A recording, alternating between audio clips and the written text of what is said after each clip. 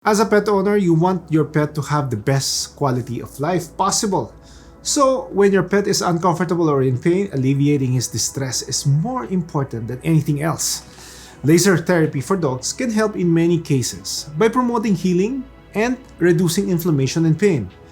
This increasingly popular treatment option goes by many names: red light therapy, photobiomodulation therapy, or PBMT, and the most common one is the triple LT, which is the low level laser therapy. So, how and when can it help pups to recover? So, here are the benefits of laser therapy for dogs.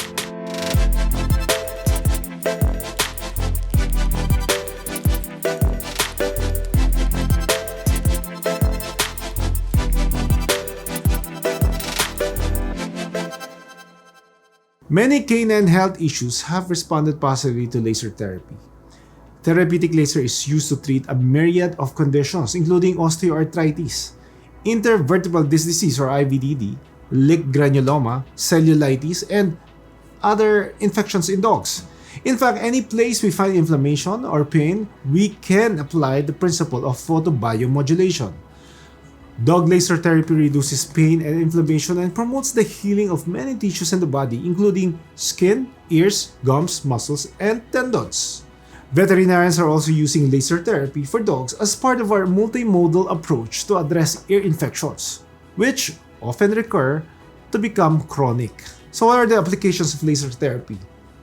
Surgical wound healing, traumatic wound healing, increasing the metabolism of specific tissues, reducing the formation of scar tissue, immunoregulation, improving nerve function and nerve regeneration, releasing of painful trigger points, and speeding the healing of infections. So really, how does laser therapy work for dogs?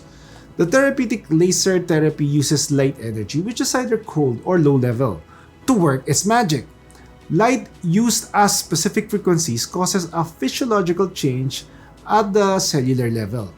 These changes can include replenishing adenosine triphosphate or ATP, the molecule that carries energy in the cells of every living being, reducing inflammation and decreasing pain transmission.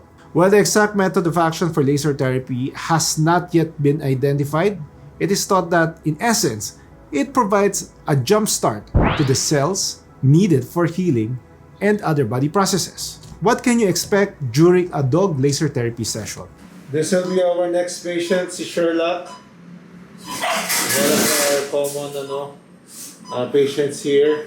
Nandito siya for joint therapy at saka sa skin. Sasama na natin yung skin niya.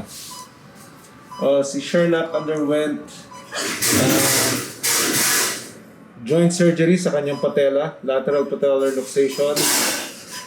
And now we're going to treat yung kanyang, nandito siya palagi for therapy, stretching and flexing.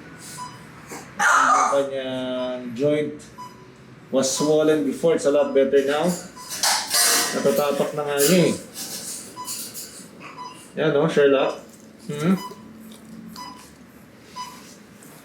So you can use also yung laser sa skin, sa ear infection, sa post-op for immediate recovery. During a typical treatment, the pet will lie on a padded bed or blanket, on a table or the floor. I generally deliver my treatments on my own using a handheld device, with the animal simply reclining or lying down at the table. Sometimes, the owner positions himself or herself by the patient's head and pets them while we chat during the treatment. Both the dog and the person or the people in the room must wear goggles to protect their eyes while the laser is in use. So, how long does each laser therapy session last?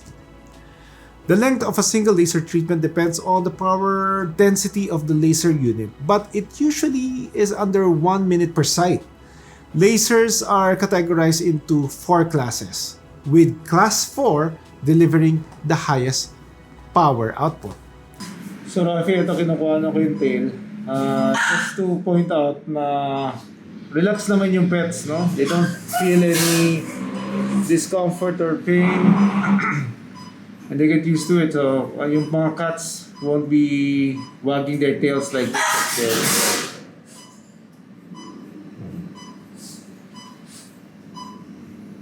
The most commonly used therapeutic lasers in veterinary medicine are class 3 and 4. The higher the power of the laser, the shorter the time that is needed to deliver a particular dose of energy into the animal's tissues. So, how many laser therapy treatments will your dog need?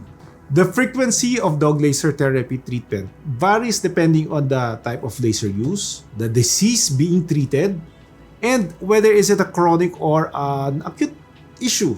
Typically, we treat our patients 2 to 3 times per week for 2 to 3 weeks and then reduces the frequency depending on the outcome she achieves. For very acute painful conditions like a ruptured anal gland, we treat the dog daily for 3 to 5 days, then several times the next week, and then increases the time between treatments until we've attained our set goal. The first treatment for surgical wounds can be done before the animal even wakes up. So kapag katapos lang ng surgery, pwede na natin silang umpisahan ng laser para paggising niya, game na siya, ready na. So the question now is, how much does dog laser therapy cost?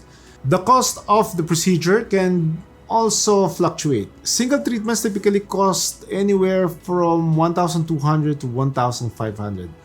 Most practitioners here in our clinic, bundle treatments and provide a discount to make the treatments more affordable. So for example, you get like a treatment for 2 weeks.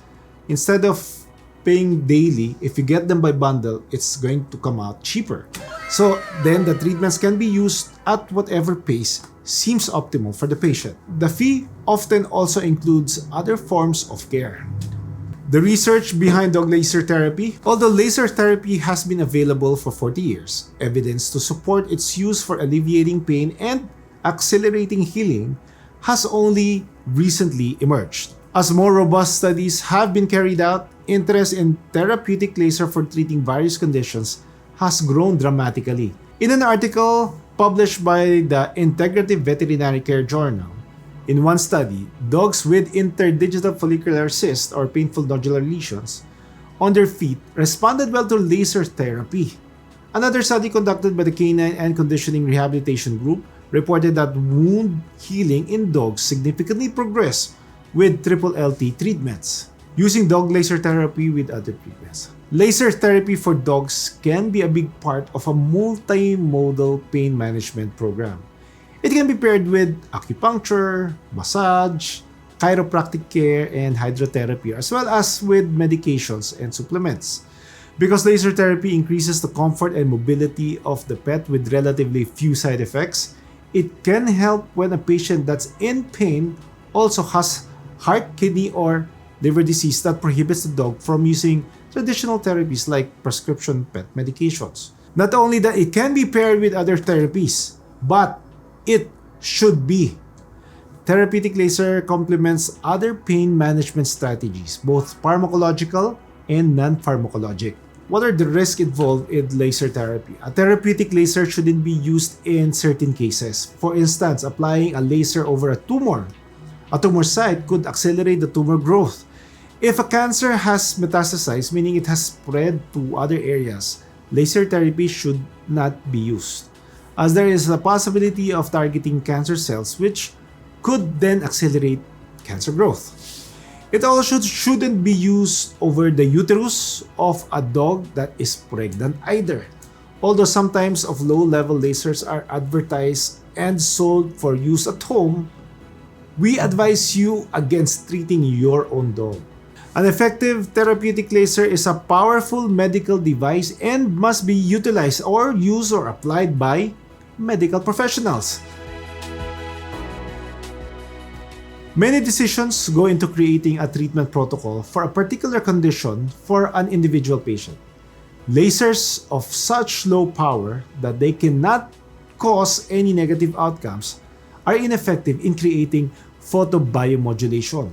In other words, if a laser is so weak that it is perfectly safe for home use, it probably can't do much good. baka hindi yan effective, sayang lang yung bayad. Many effective therapeutic lasers can cause burning of the retinas and some can cause burning of the treated tissues if used incorrectly.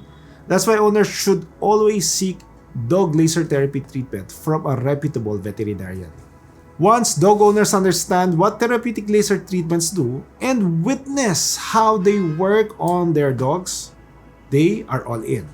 So no matter where we encounter pain in our patients and no matter the reason for their pain, therapeutic laser can generally make a contribution towards improvement. So if you want to know more about laser therapy, you can visit any of our Docford's Animal Wellness Centers here in Timog, UP Town, and North EDSA, or log on to our website at www.docfordsawc.com. This has been your vet, Doc Ford Stresho. See you again next week.